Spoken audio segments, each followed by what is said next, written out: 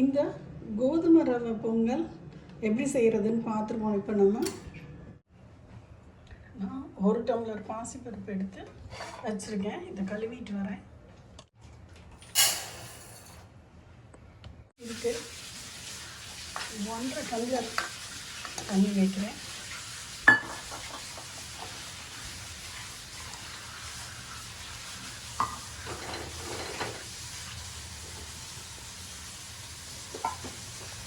இந்த குக்கரில் வச்சு ஒரு 3 விசில் அடிச்சுக்கிறோம்.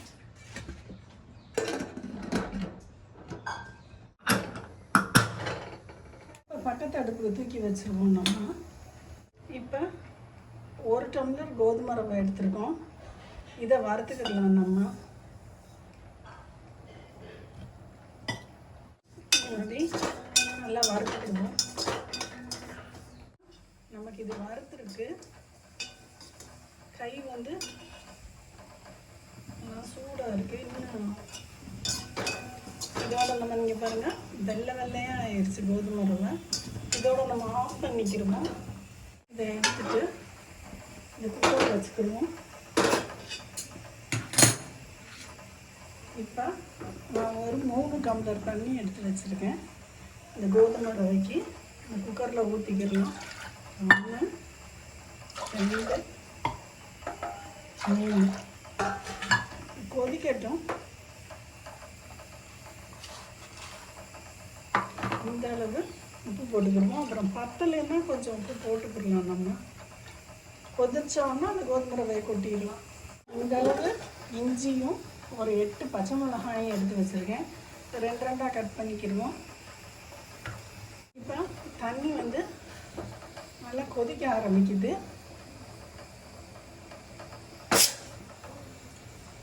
இந்த ஸ்டேஜில் நம்ம அந்த கோதுமை ரவை வறுத்து வச்சுருந்தோம்ல, அதை கொட்டிடலாம்.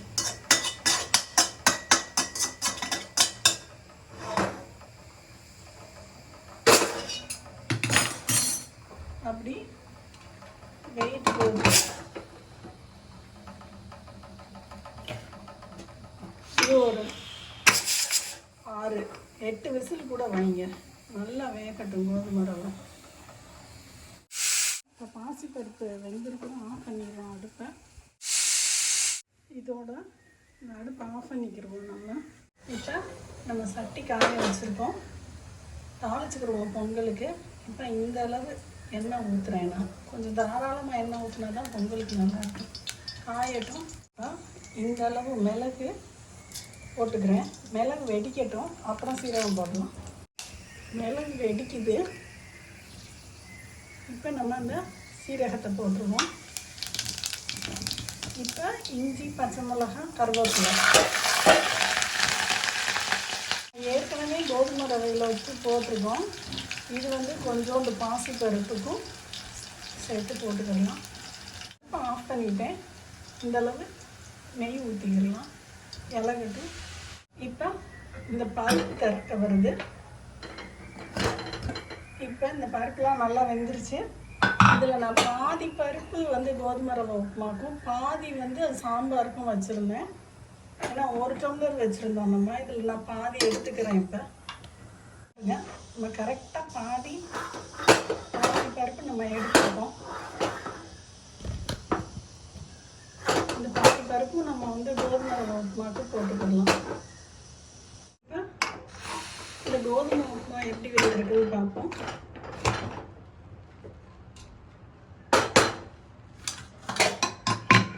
இப்போ நல்லா வெந்திருக்கு. நம்ம இந்த பாசி பருப்பை இதில் போட்டுக்கலாம்.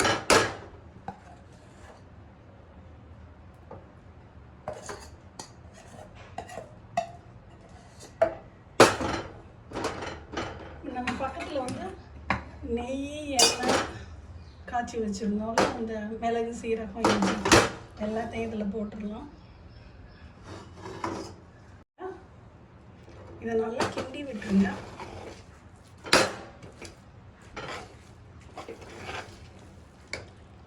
கிண்டிட்டு காமிக்கிறேன். இப்போ நமக்கு சமயமையாக ஒட்டவே இல்லை பாருங்கள். சட்டியில் எங்கேயுமே ஒட்டலை. இதெல்லாம் வந்துடும். கொஞ்சம் நேரம் மூடி வச்சுருந்தோம்னா அந்த சைடில் இருக்கிறதும் வந்துடும். எதுவுமே நமக்கு ஒட்டலை. நமக்கு வந்து நல்லா நிறைய எண்ணெய் ஊற்றிருக்கோம் பாருங்கள். வேணும்னா நீங்கள் இன்னும் கொஞ்சம் சால்ட் மட்டும் போட்டுக்கலாம். இதுக்கு எண்ணெயெல்லாம் போகுது, நம்ம நல்லா நிறைய ஊற்றிட்டோம். நான் வந்து இந்த கோதுமை பொங்கலை இதில் போட்டு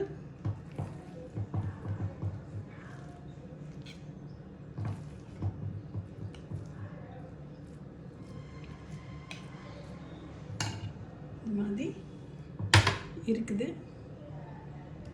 இப்போ பாருங்கள், இந்த கோதுமை ரவை பொங்கல்